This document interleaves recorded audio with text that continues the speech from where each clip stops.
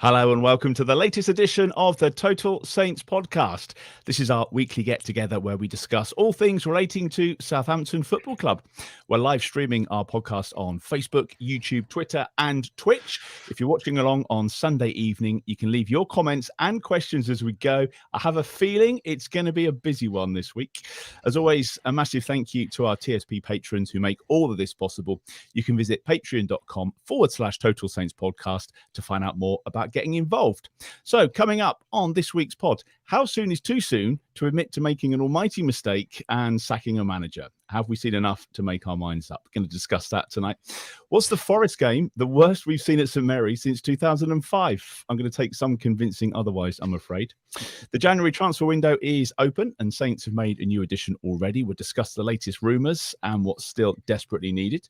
Plus, it's been 1 year since Sports Republic took over at Southampton. I don't think any of us would have predicted the 12 months that was to follow. Going to look back on the past year with the help of someone who helped to break that story last year.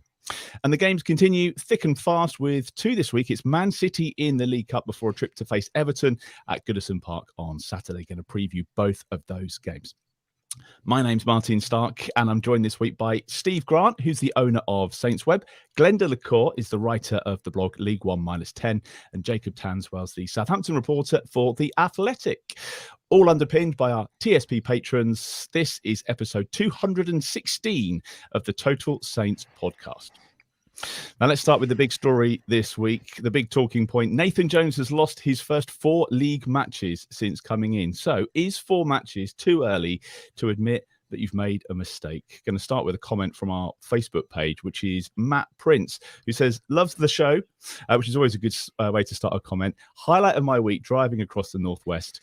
I've never seen such a pathetic display as the performances under Jones. We've been well and truly sold down the river by the board, and they haven't even got the backbone to apologise for recent events. We've certainly got the identity that Jones was banging on about in his first interview, and that's a championship identity. Glenn, I'm going to come to you first this evening on this one. How do you sum up the last week since we last spoke and your feelings towards the manager? Well, the game on Wednesday, I couldn't think of a worse performance. I'm including the 2 9-0s. I can't think of a comparable performance right back to the last game that Ian Branfoot was in charge, which was, I think, January 94. We played Ipswich at home and there were 9,000 people there. Saints fans, as a rule, we're not very militant, but 9,000 in a 15,000 capacity Dell at the time was the time that it all went horribly wrong. That game was against Ipswich. We lost 1-0 and we basically smashed the ball up the park for 90 minutes and lost. And there was deja vu for me watching that game on Wednesday. It's the most pathetic attempt at playing football that you could possibly imagine. And as far as Jones is concerned, what he said after the game is he basically distilled the game down to 2 incidents, which was Shay Adams missing a chance in the 6th minute and Lianco making a mistake. That was it. And he totally failed to address the 90 minutes of absolute dross that was served up. Clueless dross. We were never going to score. And it was just hopeless.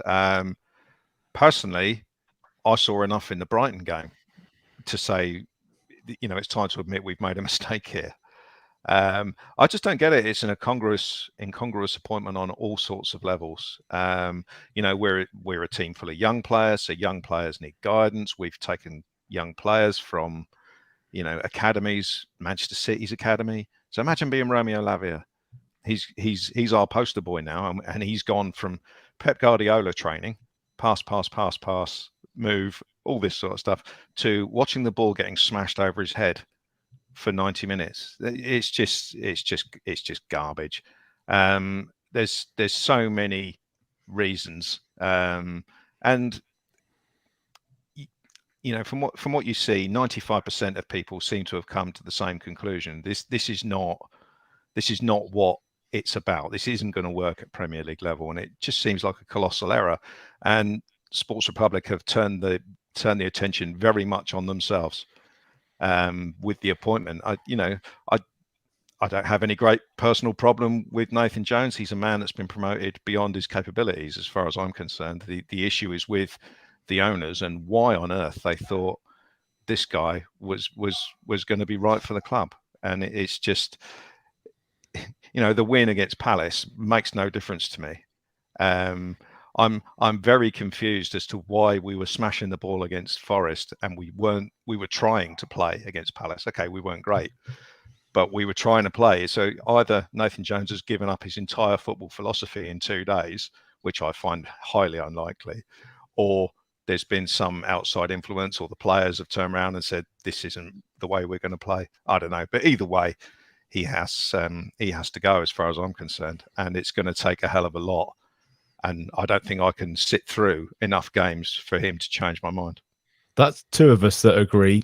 Steve, are you going to make it 3? Is there a way out of this? Can you turn it around? Well, I mean, ultimately, the way out of it is with results. If you end up getting some wins under your belt and we miraculously pull clear of the bottom 3, then all of a sudden, the end justifies the means to many people. It's one of those. I'm not 100%. I necessarily fall into that category. I think I would want to see some sort of progress in terms of having a cohesive strategy, because, as Glenn says, lumping it up into the air and hoping for the best. I mean, but apparently we put in 75 long balls on Wednesday night. It's like, how is that even possible? I mean, I don't think I don't think even in like Sunday league games I played there would have been that many.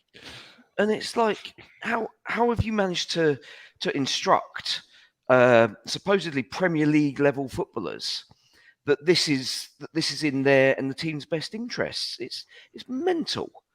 And yeah, I mean, I think the problem he already has is one of not just PR, but it's getting people on side, because he's clearly already lost a significant part of the fan base. The toxic atmosphere at the Forest game on Wednesday demonstrated that. I think away from home, I think those who go away will always naturally, rightly or wrongly, give the team a little bit more leeway. But even on at Selhurst Park, you had plenty of dissent from the crowd at various points with a few of the songs that were coming out. So it's not as if we've turned a corner and we've won a game against an equally dreadful Palace side, and we've taken advantage of a couple of defensive screw ups for once, and all of a sudden everything's going to be all right, because it's not. We're going to go into this game on Wednesday against Man City, whose reserves just went and thumped Chelsea 4-0. And I mean, God knows how that's going to end. I mean, if we keep the score down to anything respectable, I think people will be kind of relieved just to get out of there. But I mean, if it gets proper ugly, then I mean that's then going to be 2 home games in the space of a week, where the atmosphere has been just bile, and the guy's been in the dugout for less than a month, really. He'll have had 3 home league games. No, sorry, 2 home league games, 2 home cup games, and not really at any of them has there been kind of sort of a groundswell of support. Even at the Brighton games, it was very early on in that game where everything started turning sour.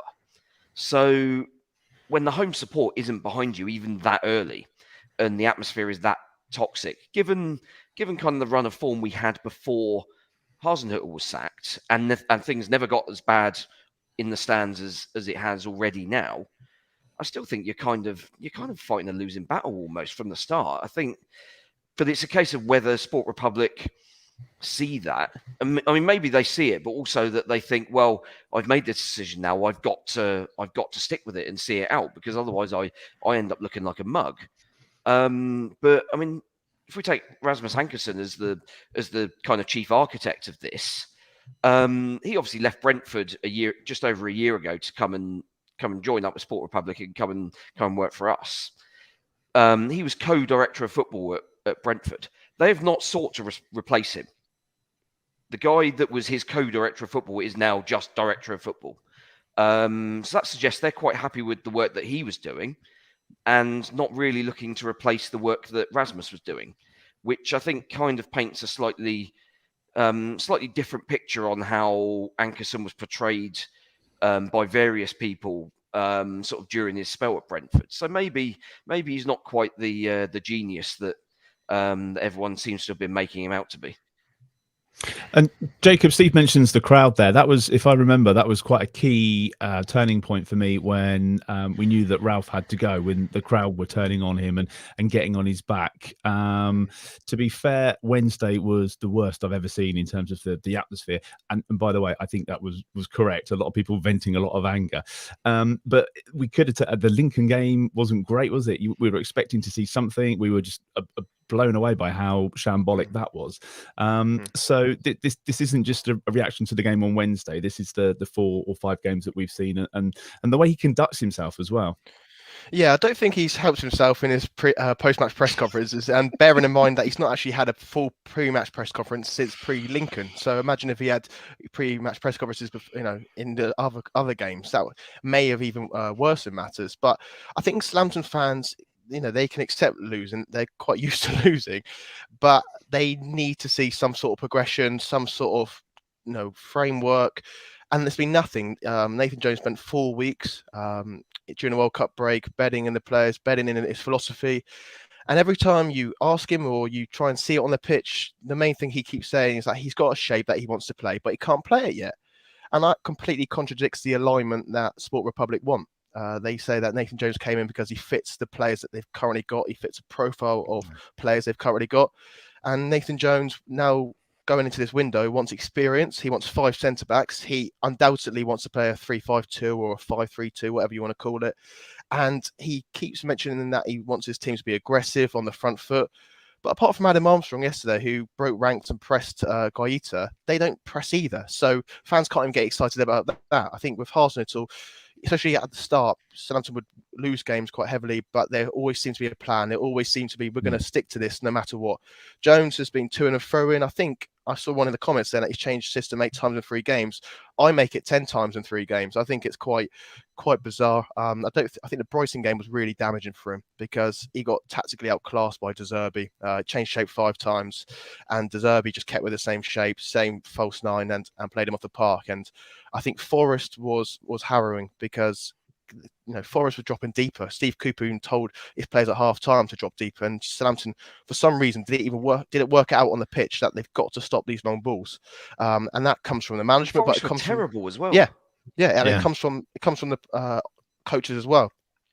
Chris Cohen, his assistant's been sitting in the stands for a few games. He comes to sit next to Nathan Jones for other games. It doesn't just seem to be any stability in shape, in anything. Who's the coach who hasn't even got the coaching badge? Alan Sheehan. Yeah, apparently. I mean, what's all that about? What is all that about? That's the thing. He's a set piece coach now, isn't he? And that was Ruben Sellers' domain. And Sellers spent the whole of the first part of the season overhauling the defensive system. Okay, it didn't work, but Southampton were getting trained. Southampton were getting trained into sitting in the deep shape from wide set pieces and stuff. And now Sheehan's come in. Sellers has had his job remit completely changed. I'm not sure what it is now. And they're defending a completely different way. And players may like him. They may say his man management is good. But I think it's obvious at the moment that there's a lack of clarity and the players don't really know what their remit is. And Glenn, what have you made of him as a person? And to me, there seems to be that arrogance at the moment, and that's what I think annoyed me after Wednesday, because we had the reaction from the crowd, and then in the clip that they shared on social media, so we gifted him a goal, which created a poor mood here, and almost kind of like through his eyes as to outside. It surprises me a little, but that's their prerogative. I think was something else he came out with, and I can't preempt what the fans are going to do. That's entirely up to them. It was almost like it's. I don't know why they're booing me. I don't know what this reaction is. Yeah, what was it? With all due respect, he's from a Welsh mining village. Yeah, I mean, some of the stuff he's come out with has been unbelievable. But apparently, he's well known for not really taking any responsibility. Not really admitting that what he's done hasn't worked, and that's what I was getting at the start with the, just basically distilling that Forest game down to 2 incidents and not talking about the absolute dross that we served up. I don't like him. In the short answer to the question, I don't like him. I don't like his character. I don't like the way he comes across. In his first couple of interviews before we played any matches, he spoke about his high pressing football and being aggressive and all that sort of stuff. Yeah, blah blah blah, all good stuff. And I remember saying at the time, talk is cheap. You've got to actually walk the walk, and we're not walking anywhere apart from down in the Championship. We're just playing football like that is not going to get you anywhere. And it might work in the Championship, might work in League One, it might work with a 6'8" striker. None of these things are relevant at the moment. And I feel sorry for Che Adams. I mean, he has a go at Che Adams for missing a chance, but if you were any striker in the world would snatch at any chance they had if they only got one decent pass every 3 games and spent the rest of the game squinting up at the floodlights with a 6'7" defender behind you, which is basically what Che Adams is doing at the moment. It's horrible. But hey, I'm not here to slag someone off on a personal level, but I don't think he helps himself, and he seems to think he doesn't need to be liked. Now, to an extent, that's true, but fans really have got to buy into what you're doing. Otherwise, as Steve says, you end up with this toxic atmosphere, which is horrible. And we all saw it coming after, I think someone said on the podcast, after the Lincoln game and the Brighton game, imagine what it's going to be like if we're losing to Forest in the last 10 minutes. And it was just horrible. And the first 20 minutes against Palace were horrible as well. And then the fluke goal that we got seemed to, the players sort of pepped up, if you like, and just seemed to revert to. It's almost like they said, we're not going to lump it anymore. We're going to pass the ball. That's what it seemed like to me. I just can't see that instruction having come from Jones. And there were bits of his interview after the game against Palace where you thought, well, you could, in other circumstances, feel a bit sorry for him. He was saying he'd had a really tough week, good, and he was sort of defending his style of football. It's very difficult not to talk about what the fans are actually chanting. I think everyone knows. But he was defending his style of football, but you can't defend it. The more you try and defend that style of football, just smashing the ball out the park. Well, actually, other teams have found out that actually you can defend it very easily. Defend it very easily. Yes. Steve, we've got a question from Tim Ross, who's on Facebook. He says, as a 100% Ralph fan, I have to ask the contributors to TSP, given the change in performance has not been for the better since he left, were Saints under Ralph a poor team playing above their level or a good team held back by a tired manager? I don't want to get too much into the Ralph thing, but do you think it's some of this is not necessarily down to the new manager? He's dealing with a squad which has not been performing consistently. There was that stat this week that of all the Premier League and EFL teams, I think they worked out what the average point score was. We were something like 90th out of 92. So it can't all lay at his door, can it? It doesn't, but bearing in mind how bad everyone was claiming it was in those sort of last days under Ralph, and Nathan Jones has come in and said, "Hold my beer," and it's genuinely, you kind of, like, a lot of people said, well, how can it possibly get any worse? Just appoint anybody, and we've sort of seen an able demonstration of what happens when you literally just appoint anybody. Like apparently the metric. Because obviously we know that Sports Republic are big on their analytics and their stats and stuff. And apparently the metric that obviously not to do down Glen's spreadsheet. The one that Glen leaked. Glen's spreadsheet of wonder from his blog. If you've not seen it, go and check it out, please, because it's brilliant. But apparently the metric that basically swung it for them in terms of picking Jones as the guy they wanted to go for was that he kind of scored best on improving players relative to the budget given. I mean, how the hell you quantify something like that? God only knows. But that was apparently what he came out on top of. I mean, they presumably didn't look at whether his teams were able to pass the ball functionally to their own teammates, whether they were able to defend set pieces, whether central defenders were just making random mistakes, just wandering off 20 yards from goal every 5 minutes. It's like, well, how like, I don't think, like, if you put a list of, 20 potential candidates in for that job and chucked, it's like when you see these identity parades on US crime shows, and they put in like a sort of put them in the ID parade and stuff, and put like one person in there who's actually supposedly done the crime, and you put like 20 other complete randomers, and you look at it and you think, well, who's going to pick Nathan Jones out of that lineup of candidate managers who might potentially do a job as a Premier League manager? Nobody would pick Never him. mind the Buzzcocks, isn't it? Ryan does make a good point. He says, I dread to think who was our second choice if he was the first. But we'll get on to Sports Republic Sport Republic very soon. There has been some football, and I feel like maybe we should just touch on the football for a bit. And for once, it wasn't us gifting the opposition goals, which was great. Palace had a stinker. We're through to the fourth round of the FA Cup. 2-1 the final score at Selhurst Park. Jacob, you were there yesterday. Talk to us about the game and the atmosphere from the away fans and the football. I mean, I was going to say, a win is a win, but it didn't feel like it yesterday.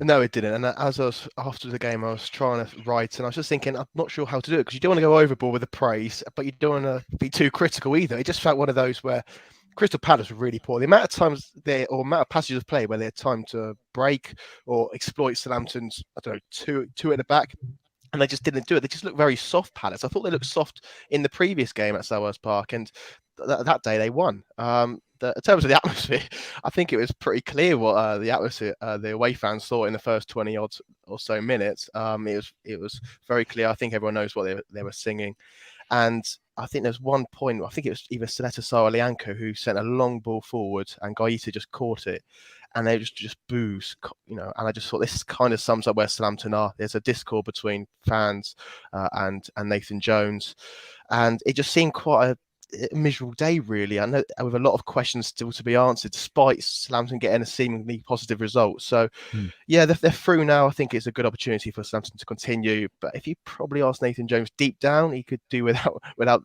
both cups. And Glenn, just to try and connect with the fans afterwards and prove that he knows what he's talking about, the manager came out and said on Lianco he feels that he's an excellent defender. Were you surprised to see him even start on Saturday after the show on Wednesday night?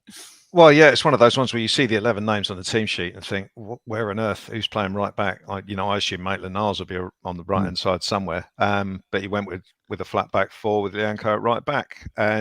And fair play after Lianco's had a few horror shows recently. I was reading about because he of course messed up in the Palace game in the league, didn't he? And then he's had the penalty he gave away against Fulham, and he's had the nightmare against Nottingham Forest as well. And so to see Lianco's name on the team sheet again didn't exactly fill me with confidence. But to be fair, I thought he had a good game.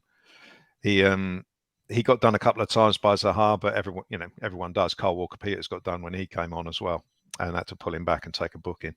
But I thought Lianco did okay. I can see why he plays, because we're a team of nice boys, and he's got a bit of grunt about him, and not many have. And I thought that was useful yesterday.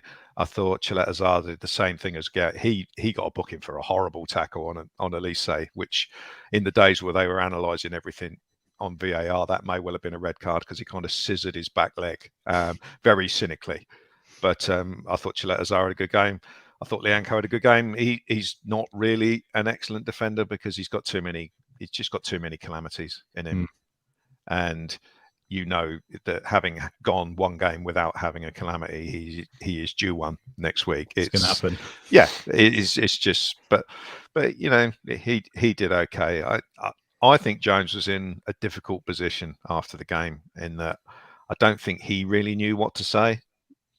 I'm, as I've kind of alluded to a couple of times, I'm really not sure that second half performance was down to him. It just seems totally at odds with the way we were playing beforehand. Yeah. Richard says, to be fair to Lianco, he did play well yesterday, so we'll give him credit where it's due. Steve, a win's a win, as we say, through to the fourth round, and the tie looks favourable as well. I mean, home to Blackpool, they had a good result against Forest, and shame it's not away because that would be a good weekend. But it's another game we should be able to get a result in. Yeah, I mean, I'm not sure Blackpool away at the end of January is quite the good weekend that anybody really thinks of. But yeah, I'd be on the beach. It's a favourable draw, certainly. But yeah, I mean the fact that they've gone and smashed Forest, I'm not sure what side Forest put out. I assume not a particularly strong one. But having made 475 signings in the summer, they've got a big enough squad to surely cope with these inconvenient cup games, apparently. But yeah, it's a good draw, and kind of the draw opening up a little bit because obviously City had Chelsea today, and they'll probably be playing Arsenal in the next round. So there's big teams going to continue to get knocked out. Newcastle are obviously out, so continuing Eddie Howe's wonderful cup record. And yeah, so there's an opportunity to go deep in the competition. It's one of those where, I mean, we discussed this, didn't we, last week? Where do you want the cup to be? Is the cup a distraction, or is it something nice to have where you don't feel under quite the same pressure as in the league? But if you do well in that, then suddenly you're getting confidence for the league program. So I think given everything, I think it's a good draw for us.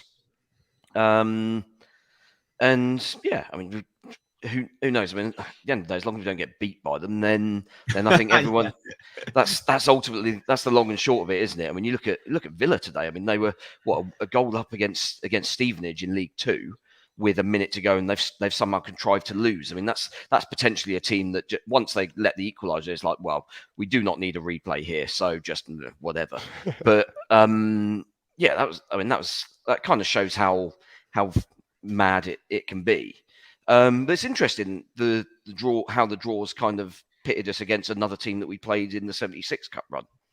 Because we obviously played Blackpool in the fourth round, I think. Then are you saying that the stars are lining up? Is this well, the year? Who knows? Get the mortgage on it, kids. Yeah, Nathan Jones, FA Cup winner. That would be. Although Nick did, I think it was Nick Reed who won't pointed be out here by earlier then. on. He says now we've got a bona fide cup manager. Maybe we just get a league manager and go that way. And did you see that the last time we faced Blackpool in the FA Cup was this day back in 2011? That brilliant goal by Gooley. Yeah, Gooley Yeah. with the winner for 2-0, wasn't it? All right, well, that's coming up at the end of January, so we've got that to look forward to. Just a note on the Forest game. I mean, they'd only scored one goal away from home all season. They'd failed to get a win, so we all knew what was going to happen. We knew which way it was going to go. We were bound to give them a goal. Glenn, just your thoughts on that Forest game and just the way they set up and the way they went about it was all wrong, and there was nothing to cling to, really. No, I mean, we've done it already, haven't we? Really, it was just abysmal. We had nothing. Carl Walker-Peters tried to make things happen down the right hand side. Other than that, there was nothing. I was Lavia, Ward-Prowse, Elyounoussi in the centre of midfield barely touched the ball when they got on it. There was the usual lack of movement in front of them. It was just rubbish. The changes that were made during the game did nothing, and it was just an appalling game. I've never seen, I can't say never seen, for a long time. I can't remember seeing the ground empty from about 65 minutes onwards, bearing in mind we're only 1-0 down. You know, if you're getting thumped 4-0 by someone and there's absolutely no hope. But I saw people leaving 65 minutes, just, we're never going to score. And as they walked out, usually I get annoyed with people leaving early, but I kind of looked around and thought, don't blame you. Don't blame you in the slightest. This is absolutely atrocious.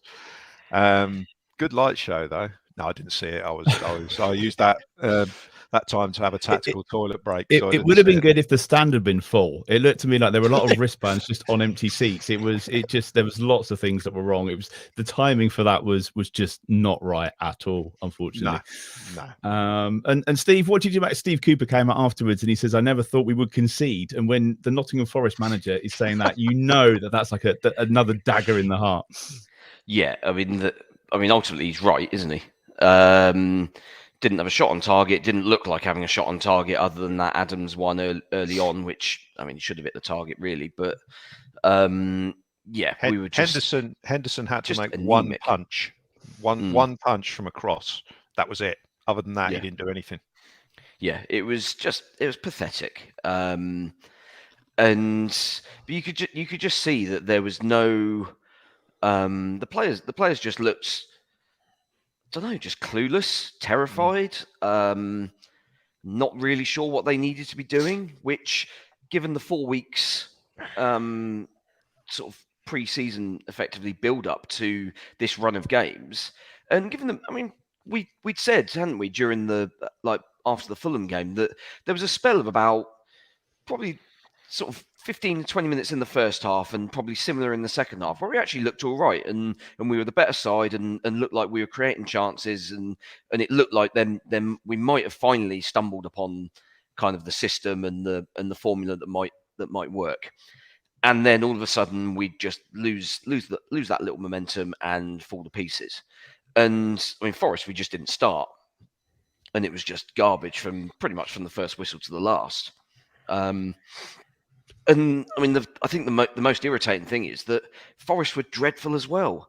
They did nothing really apart from obviously the goal which we presented to them, and they had the chance just before where Johnson hit the bar.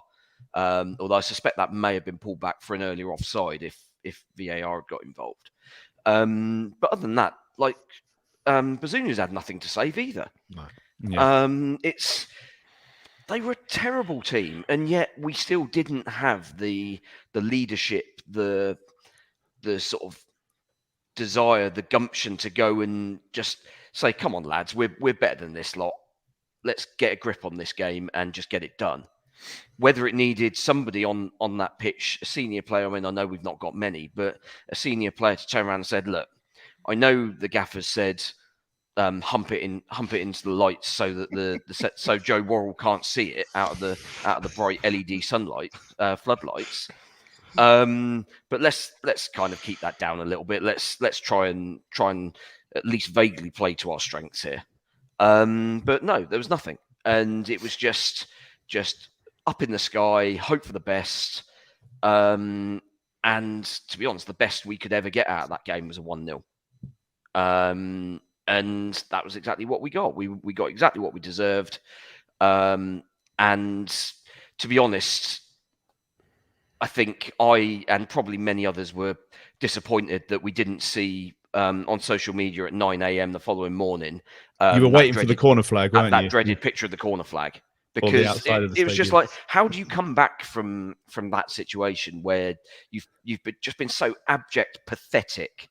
It was just abysmal. And as Glenn says, I genuinely struggled to come up with another performance where we've been that bad and just looked utterly clueless. Sometimes you get played off the park by teams. It happens. And you have a bad game. People don't play well. People make mistakes.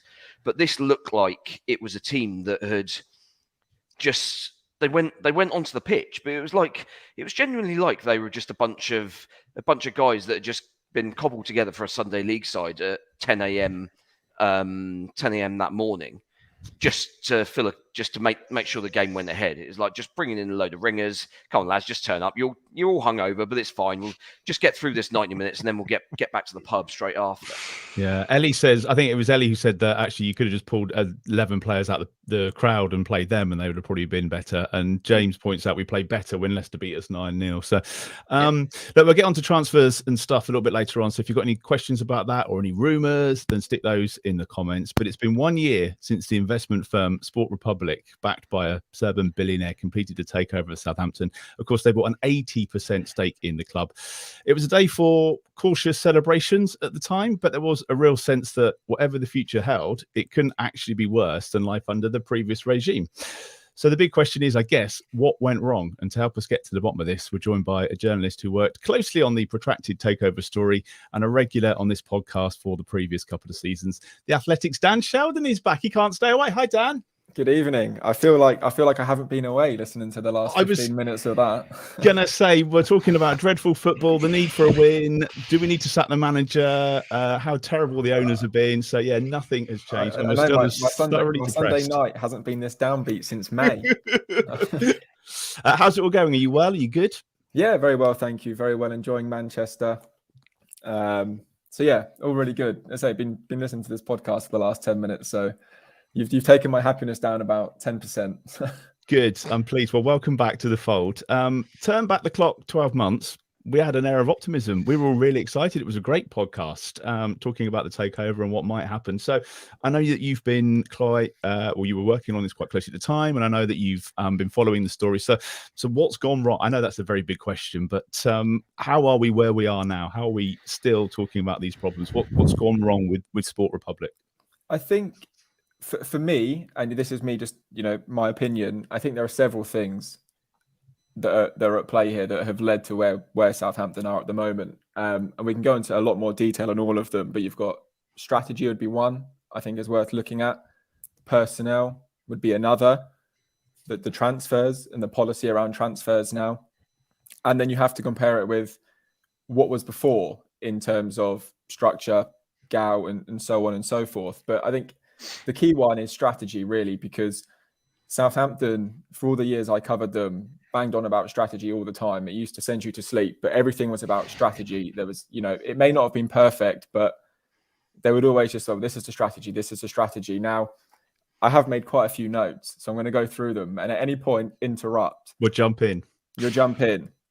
So first things first, the club did have a clear strategy, I would say. From covering them closely for a number of years, there was a clear line of management and everyone knew what they were doing. You had that cliche, the Southampton way, the SFC playbook.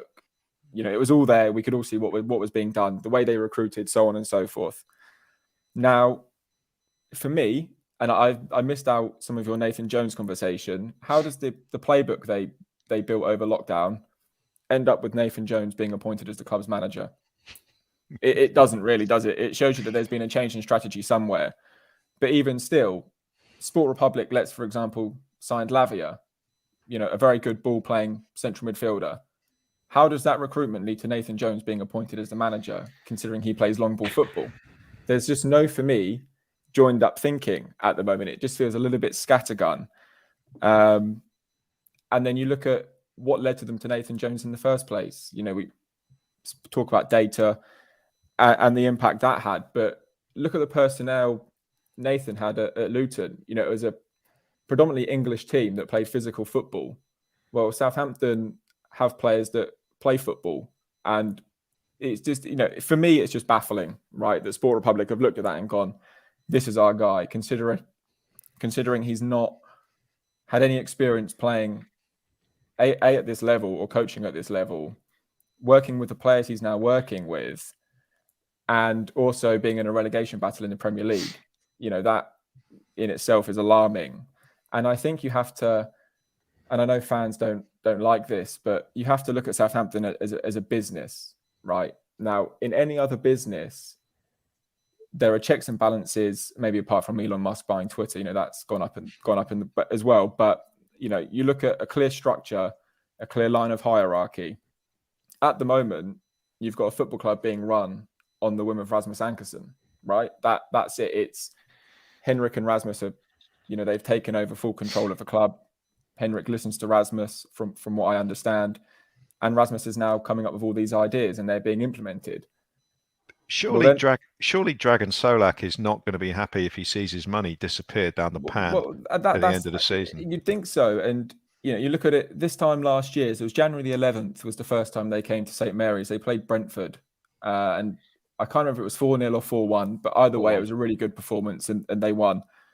Now, at the time, I mean, Southampton obviously went on to kind of fall off a cliff for the rest of that season. But, if you look at the club that Dragon invested in, where they were in the league, and what we were all discussing at the time was perhaps maybe a push for Europe. Well, 12 months later, they're bottom of the Premier League. And everyone's wondering, well, where's their next league win going to come from? He can't be happy with that. And if I was him, he is invested in Southampton, but he's also invested in Sport Republic, right? They sold him the idea and they convinced him to come on board. Now, if I'm him, I'm asking them, well, what on earth is going on here? It wasn't like this before. Why is it like it now? And then that leads to personnel. I mean, I don't know if there's anything on the strategy side you guys want to get. I was just going to and maybe bring Jacob in on this, because I know that you sat down and spoke with them, but at the time it was very much like, we're going to leave the club to get on with it. We're not going to be involved in the day-to-day. Martin Semmens will still be running the club. That doesn't seem to be the case at the moment. And the other thing, I think a quote from when you spoke to them, Jacob, was that about the recruitment policy being a gamble, and they said it could be a stick to beat us with if it doesn't work. Is now the time to start beating them with that stick, because it appears that it hasn't.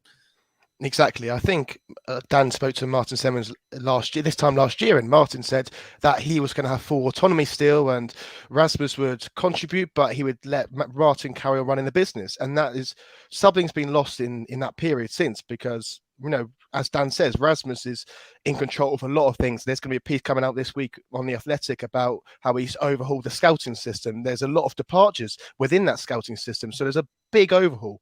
And one of the things I asked Sport Republic and Martin at the time was about signings. And, he gave you that answer. I just thought, looking at it from the outside, it looks a very convoluted process.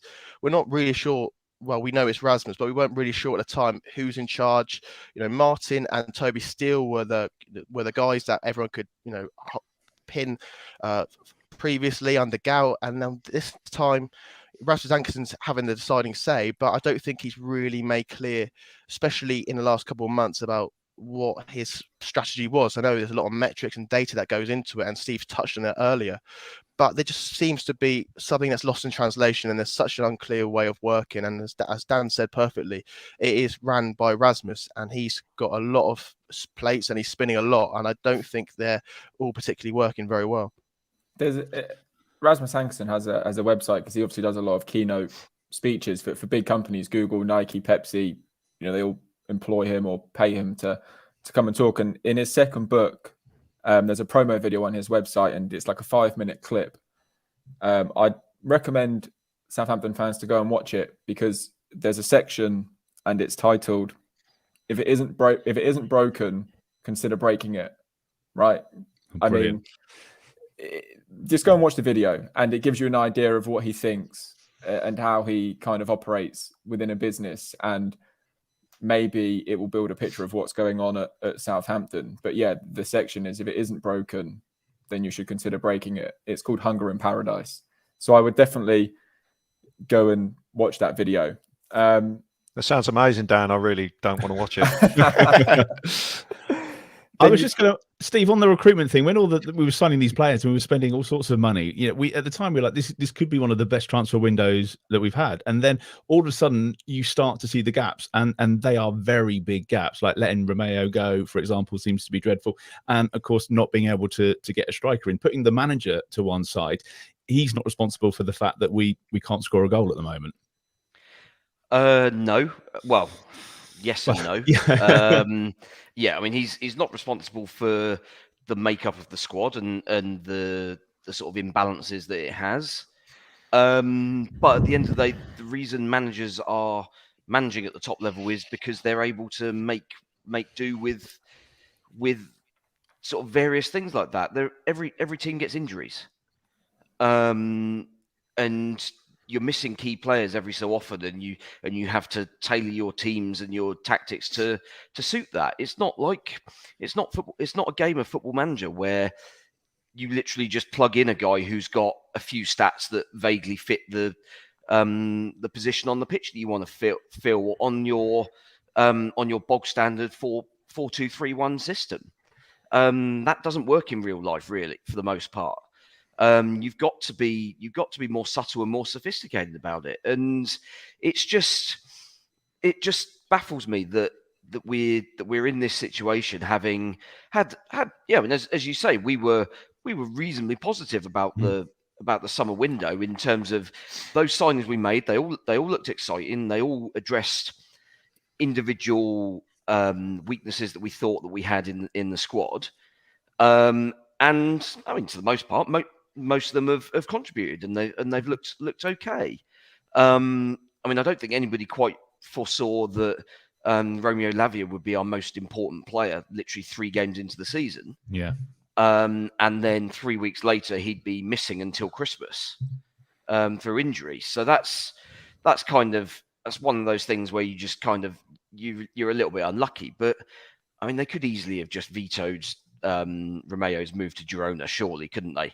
I mean, surely the signings that we made from City on deadline day weren't contingent on us letting Oriol Romeo go and play for Girona at the bottom end of La Liga. Yeah, I think on the recruitment, I do think, let's not kind of kid ourselves and think that the previous board's recruitment was fantastic, because it certainly wasn't. I mean, they signed Shea Adams, who has scored a few goals, but you could say it probably hasn't worked out how they would have hoped. So then they go and sign another Championship striker for the same money. And again, that's not worked out. This is the board that signed Lianco. But Sport Republic have taken it to another extreme, I think. And with Romeo, so I know for a fact he went to. He was basically blocked from leaving the club in the summer. They didn't want him to go. So he went to Sport Republic and said, look, I'd like to leave. And they let him leave. Now, rightly or wrongly, whether they should have done that or not, I don't think they should have, because Romeo was told he's not going. And then he was allowed to leave by Sport Republic. Now, yeah, make of that what you will. And, probably 3 or 4 games in, myself included, no one was probably looking at it and thinking, oh, gosh, they really miss him, because Lavia was playing so well. But my God, now you'd love Romeo in that team or that dressing room, just as the experience. I mean, watching that Forest game, the young players, it's tough for them. They're learning on the job. It's painful to watch, isn't it? You just feel for them. Yeah. And we're seeing that now. Like Samuel Edozie, really good player, really young, so much talent, but he's been thrown in at the deep end. Like, where's that person who's going to put their arm around him in that dressing room? James Ward-Prowse can't do it all. And I think, Ralph Hasenhüttl used to say ad nauseum that James isn't exactly the most vocal leader anyway. Like, Ralph had no problem saying that. He said he was a leader on the pitch by how he played and how he trained. Well, Southampton needs someone a bit more vocal in the dressing room to sort of say to the young guys that this is what we should be doing. So yeah, on the recruitment, I just don't think we should sit there and say that the recruitment before then was, exactly brilliant, because I don't think it was. But it means they're looking now for leaders and experience and those slightly older players, which kind of goes against. Jacob's reported on, obviously Orsic has joined now, isn't he? And then Jacob's been reporting on other targets. I think that probably shows that they've realised that they went too hard too soon on the signing young players. The assets, as they refer to them, wasn't it? The players that they can sell on for in a few years' time for some good money.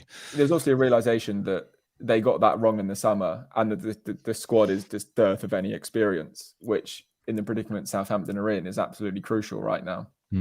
So the other thing then, Dan, is it seems a bit at the moment like it's rats leaving a sinking ship, because you've got the Matt Crocker, the director of football's gone, Joe Shields. You can pull all these out in isolation, but it seems like there's a lot of key vacancies at the moment, and the club are exposed, or there isn't anybody to make these decisions for Ankerson. He's happy to make these decisions because everyone else has gone and left him to it. It feels to me there's something else that's going on there.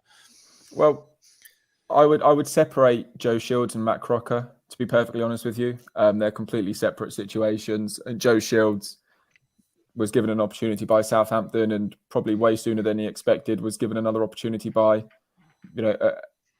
one of England's biggest teams. Although it left Southampton in a bit of a hole and it didn't look very good, how it all played out, I don't think you can really blame him for doing it. It was quite an obvious career choice, wasn't it? If he's come to Southampton and now he's been offered a similar kind of role at Chelsea, so for double the money, probably, I guess. You're going to do it. I mean, look, you're going to do it.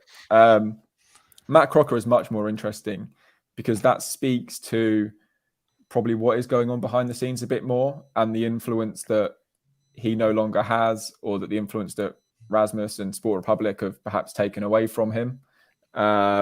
Now, we reported the story on The Athletic that he was going to be leaving at the end of the summer. And, since the takeover, and I'm sure Jacob's heard exactly the same sort of stuff as me, I heard so many times that Matt had just become marginalised, really. Like, what was he doing? Well, no idea, because there's a new plan, there's a new strategy. Although we've just spoken about, I don't know what that strategy is that they're implementing at the moment. There's supposedly a new strategy, and for Matt, it's kind of like, well, what am I doing here? Is he going to sit back and watch all of his work get ripped up? Probably not. I mean, no one would like to do that, would they? But I would definitely separate those two situations. And you obviously have the commercial director, David Thomas, is leaving at the end of this month. And there have been some other departures, kind of a step down from that senior board level at the same time. So, yeah, I mean, I don't know whether it's rats leaving a sinking ship, but there's certainly a lot of changes going on.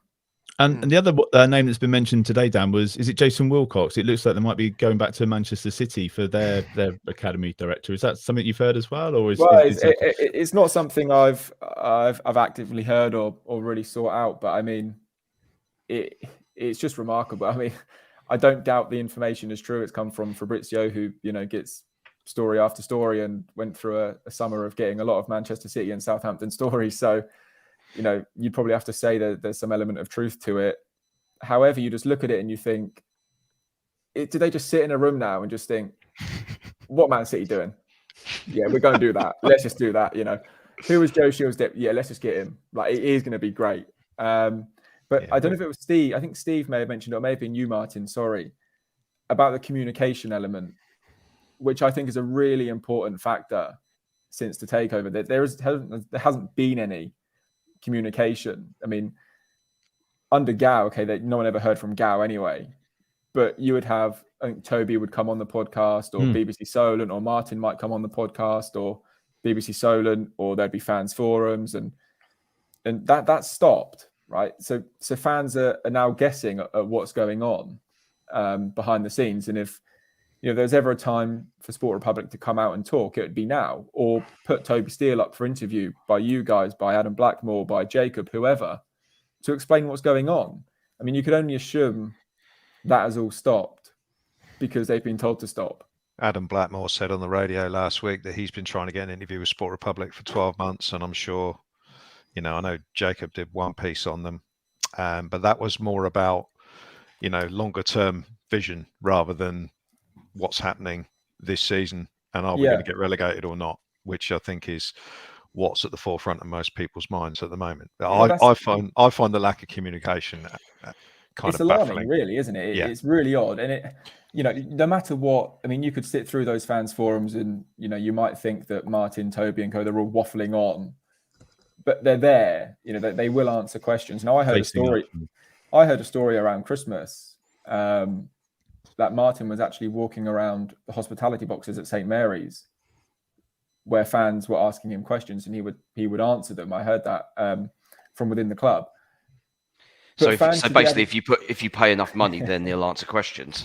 Well, no, but I mean, what the point is that shouldn't that shouldn't be the case. There should be, why aren't Sport Republic sitting down in a room at St. Mary's like Toby, David, Ralph, whoever used to do, and just answering questions? Because if they need to do it, they need to come out and explain what is going on. Because even if they did one of those club videos like Nicola Cortese used to do, okay, it was a bit cringy, but he sat down for like 15 minutes and they put it out on the official club channels, explaining the vision, explaining the strategy. Yeah, I'm going to spend all of Marcus's money.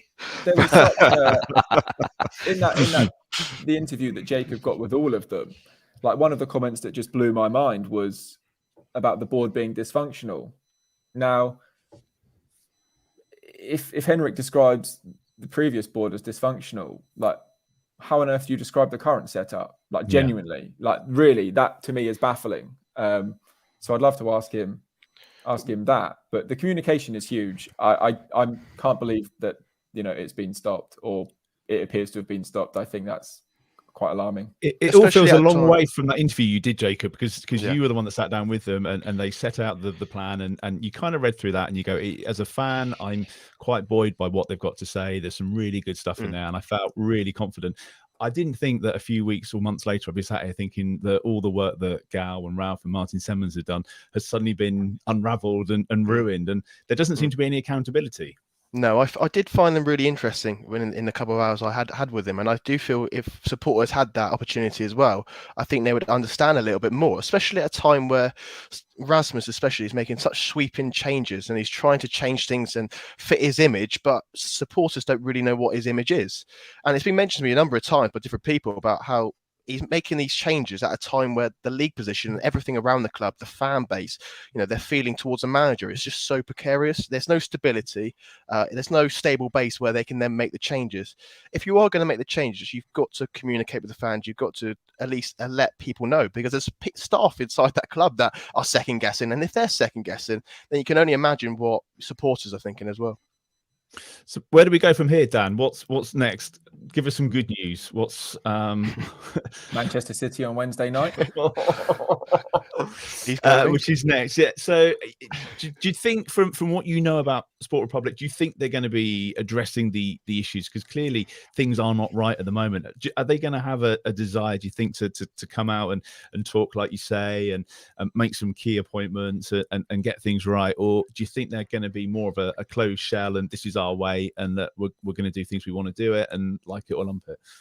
I think if they aren't going to look in the mirror now and reflect on some of the decisions they've made over the past few months and try and reverse those and perhaps empower others at the football club, then are they ever going to do it? Probably not. I think it's a really important time over the next few weeks, months, however long, where a sense of normality kind of resumes behind the scenes, because it does just look like, as you say, one person making all of the decisions, which is fine if there are relevant checks and balances and there's a process and a clear, hierarchy to what's going on, but it just doesn't look that way.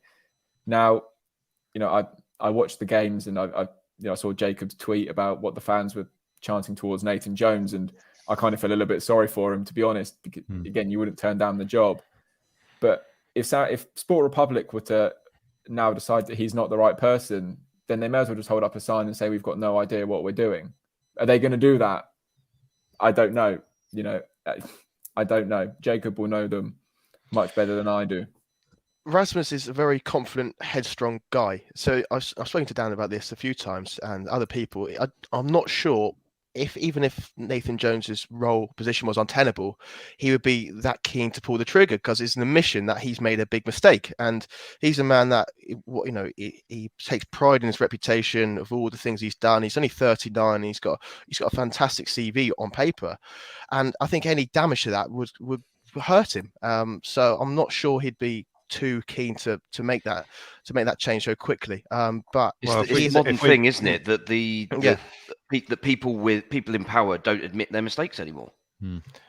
Yeah, when I found it, I just found him very confident and he felt like he knew what he was doing, and whether he listens to outside voices. Henrik said to me that his job on the board is to check and challenge people. So when Dan talks about that check and balance and thing, that's what Henrik's role is. But them two are very close. So I'm not sure Henrik will have the say to challenge Rasmus. Does he have the football orientation? Does he have the football knowledge to think, right, Rasmus, are you sure you want to do that? I think Rasmus has got full control of that club and that multi-club model, and he's going to continue to do it as long as his ego and his headstrong ability allows him to. Well, he's going to carry on doing it as long as Dragan Solak lets him do it.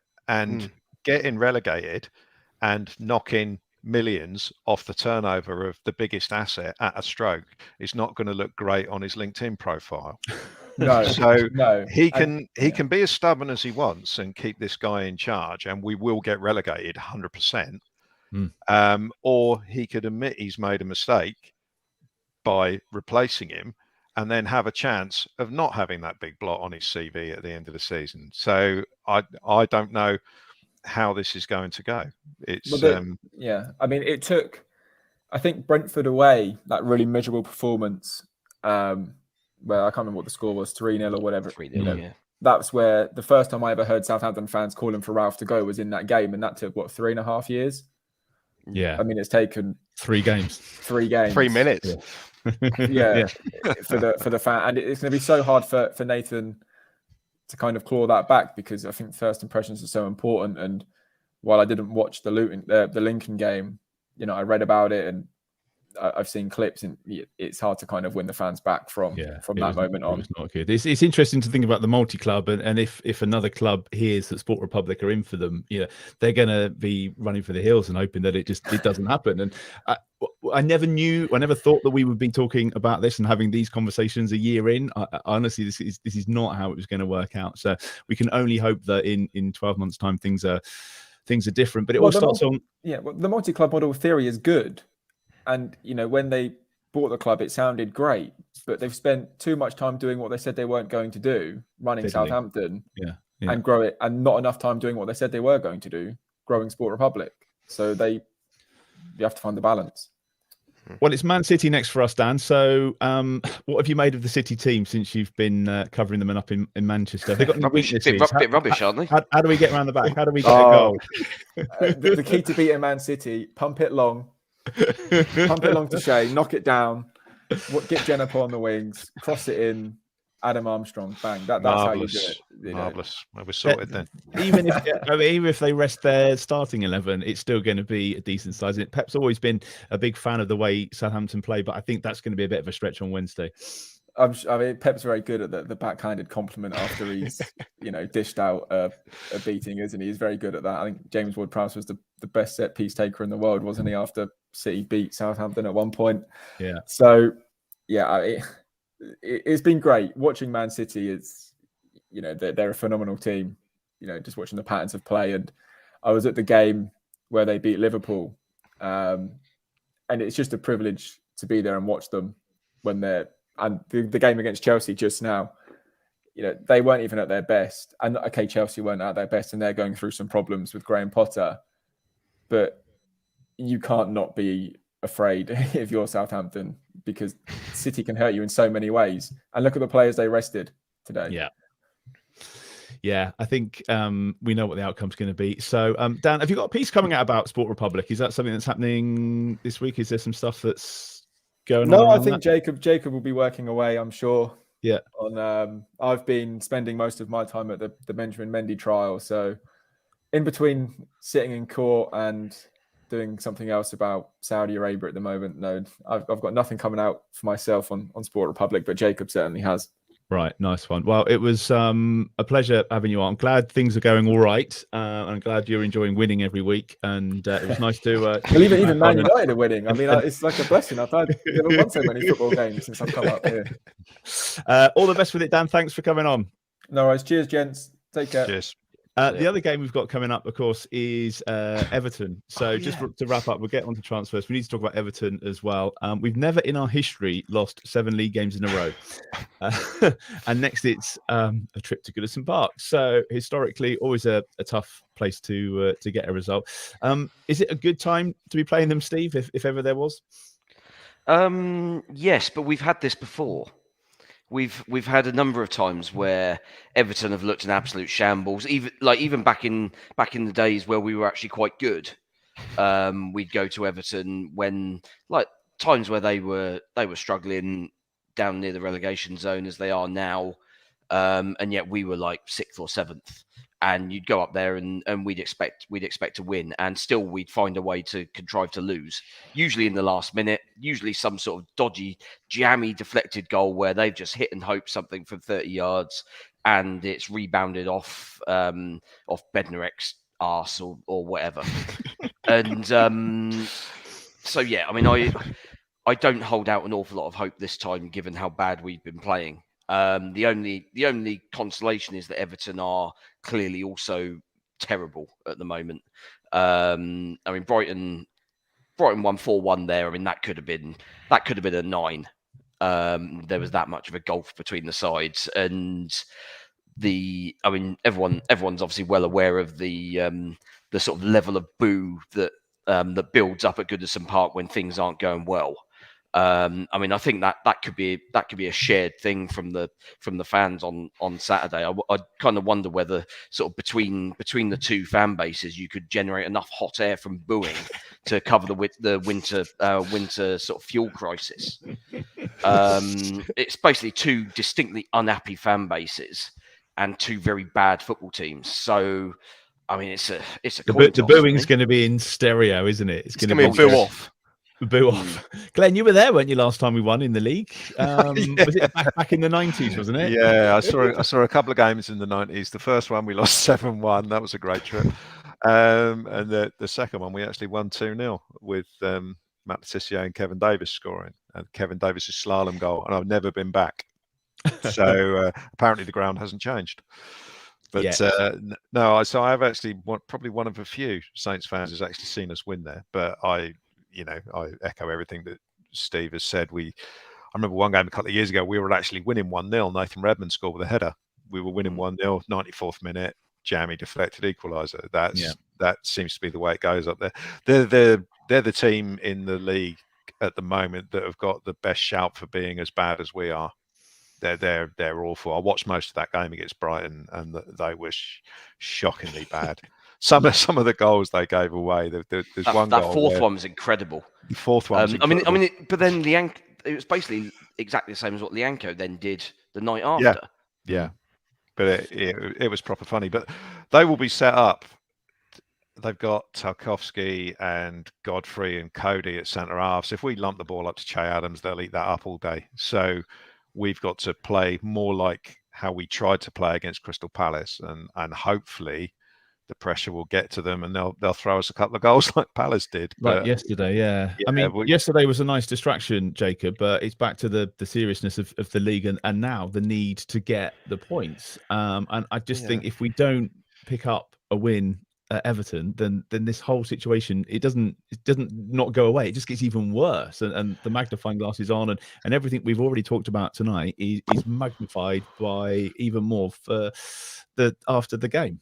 Yeah, I dare not think what would happen in the aftermath of that game if Southampton lose that. I've spoken to a lot of people and they just say how basic Southampton are in terms of how they keep the ball, their possession, their movements. These are coaches that are saying it. And I want to see a win, but I also want to see some semblance of a plan, just something where I can look on that pitch and say, right, they're playing this system because they want to exploit A, B, or C. It's just fine. Everything just seems a little bit. I'm not sure what's really going on. So I want them to go to Everton, to Goodison Park next Saturday, to be on the front foot, to be brave. And even if they do lose, it's obviously not going to be very good, is it, in the aftermath? But I at least want to see something. Jones keeps talking about how he's got a way of he wants to play eventually, but he hasn't got the personnel to do that. Let's see what that way of playing is. And then let us judge whether the personnel can do that or not. So I'm going to go there the night before. I'm going to have a lovely Friday night. I'm going to enjoy everything about Liverpool, and then we'll go to the game on Saturday, and we'll hope there's a turnaround, and I'm not writing about a record-breaking, historic 7th loss in a row. Oh, Lord. Okay. Well, listen, if you're new to the podcast, one of the things we always do every week, just for a bit of fun, and it turns out nothing more than that, is our predictions. And by no means put any money on what we come out with, because we very rarely get it right. Jacob, I'm going to ask you to start, because you were being all nice and positive last year, and then you were like, well, actually, let's be a bit more realistic this year. Is it going to ruin your weekend in Liverpool? I'm too far gone to be realistic now. I'm just going to continue to be positive. I'm going to go for a 2-1 win. I'm going to keep saying 2-1 win until it comes true. So hopefully it does on the weekend. All right. Glenn, score prediction for you, please. 1-0 defeat. Dismal. Got no optimism whatsoever that Nathan Jones is capable of coming up with anything to win a Premier League game against a team that needs to win. This is like the Forest game. This is another game like the Forest game where we're playing a desperate team who I think will find us very, very easy to manage. We'll play unless he comes up with some sort of tactical master plan, which I just do not believe he's capable of doing. Frank Lampard is an equally dreadful manager. Yeah. So he won't come up with anything tactically, but he managed to get a win at St Mary's, didn't he? Yes. It was one of Ralph's off days, which he was having all too frequently towards the end. I personally can't see Nathan Jones coming up with anything. to be honest. I mean, Okay. you know, let's talk about the Man City game on Wednesday. Nathan Jones against Pep Guardiola, as Roy Keane would say. Do me a favour. Do me a favour. I've gone for That's 1-1. gonna be hilarious. I'm going for 1-1. I'm seeing lots of 1-0s. I'm seeing some 3-0s. Steve, score prediction from you, please, sir. I mean, it's just our record up there. I mean, like Glenn said, it's a similar situation to Forest, whereby both sides are desperate for a win, been terrible in form. And yet the Forest game, we had the advantage of being at home with Forest garbage away record, and we still contrived to lose. Whereas we're going up to Everton with our record up there. Yeah, even if we were playing well, we wouldn't be confident of getting a result. Exactly. So, yeah, I mean, I share Glenn's complete lack of any sort of optimism for this one. 2-0. 2-0. Okay, well, it's going to be a fun podcast next week. Let's finish on a positive. Jacob, just some transfer news. A few people have been asking questions about this. Orsic over the line from Dynamo Zagreb. Around 6 million. Seems like good business to us. Yeah, I think it is. I think everyone's the amount of DMs I've been getting about transfers this week. I think even my nan and granddad are asking me about transfers.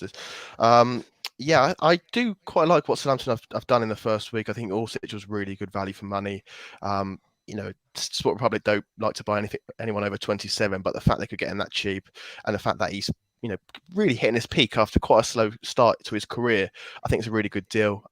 You know, the other players that they're interested in and trying to move forward with, you know, Tareem Moffey, Nicholas Jackson, Carlos Alcaraz, even Michael Keane. I think they're all quite a good balance. I'm really excited about Alcaraz, and I hope that does get over the line. You think this might happen? I mean, bearing in mind we're recording this on Sunday night, so it may already be the picture of him holding the shirt outside Staplewood. But you think that's the next one, maybe? I'm not sure if it's the next one, but I think it's probably will happen. You know, Southampton had a bid rejected of 10 million euros. Racing Club have a 25 million euro release clause. Southampton, Alcaraz's sort of representatives, Racing Club fully expect Southampton to come back with an improved offer. They're not looking for the release clause; they're looking for something close to it. But I think there can be a bit of bargaining going on, and I do think if Southampton want that deal done, they will get it done. Nicholas Jackson's another one. I know he's injured at the moment. He didn't play for Villarreal against Real Madrid yesterday, but that wouldn't scupper any move. He wants to move, and you know it's going to be a loan with an option to buy. So you'd say that's quite low risk as well, wouldn't you? So and Michael Keane, if Jones wants to play that back three, if he wants to play, have 5 centre backs, it will stop Jan Bednaric from coming back, and Michael Keane keep Glen happy. And Michael Keane probably. But my good in the issue back three with Keane is he can't get into Everton's team. No. Yeah. No, he can't. And that you just think in the summer, I know that Southampton had talks with Connor Cody's and Tyrone Mings' representatives, and you just think if they manage to get one of those over the line, especially Connor Cody now in that back three, then you know it might have made a world of difference. It's another example of what we didn't do in the summer. I think that he's going to come back to haunt us. Well, hopefully we'll have a few more in by the end of the week and plenty more to talk about next week. I'm hoping we'll have a positive result as well. That's pretty much it for this week. Don't forget you can follow Total Saints Podcast on Facebook. You can get in touch with us there and on Twitter as well. If you're listening for the first time, we are at Total Saints Pod. You can find us on pretty much all of the socials. The website is there as well. It's totalsaints.co.uk. That includes a link to our online shop, which is called the Total Saints Icons. And you can drop us an email there during the week as well. We'll get to all your emails during the week. We're also on Patreon. That's where you can find out more about supporting the podcast with a monthly contribution. It's patreon.com/Total Saints Podcast. There's 4 different tiers on there, and they range from £5 to £20 per month. Each comes with their own perks, including shout outs on the podcast for patrons in our Francis Benali and our Mick Shannon tiers. So thanks to Dave Melton, Mark Atkins, and Matt Hall are in the Francis Benali tier. Also Colt Baker, Dave Ernstberger, Ed Busy, Nick Higston, Phil Cook, Matt Rose, and Nick Reed in the Mick Shannon tier. Thank you, Steve. Thank you, Glenn. Thank you, Jacob. Thanks to Dan for dropping in as well. Thank you for listening. Fingers crossed for a better performance on the pitch, and we'll see you again next weekend.